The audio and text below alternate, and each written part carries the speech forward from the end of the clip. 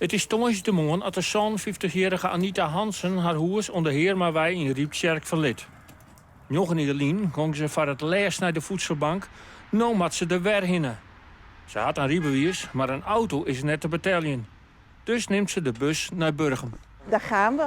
Ja, even een klein ritje en dan ben ik er. Dus, ja. Vrouw Hansen had voor eerst recht op 4 besites onder voedselbank. Ze is werkleers en had een uitkering van 1200 euro. Goedemorgen. Kom verder. Dit is ongeveer de procedure, zal ik even kort uitleggen. Ja. Althans, alles staat hier op een soort winkelconcept. Dus u mag van alle producten een product uitzoeken wat u wil hebben. Oké. Je appels, chippen, vlees, bollen, ze kennen het alle gebroeken.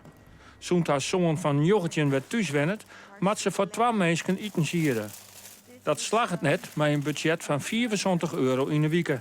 En dus is ze hinkelijk van help.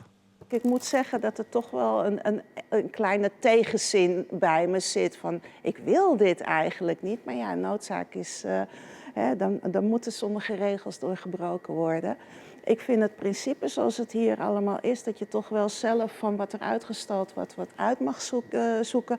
vind ik wel heel fijn. Even later gaat ze met een volle bad kippenkaart naar huis. Ze kan weer even vooruit. Maar ze moet zuinig gaan, want alles is weer duurder worden.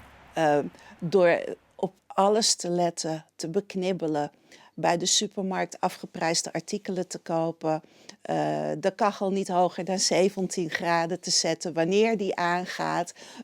Ik heb hier een dikke deken op de bank liggen. Die gaat over me heen, zodat je het nog wel lekker comfortabel hebt. Ja, het is stevig budgetteren en goed opletten wat je uitgeeft en waar je het voor uitgeeft.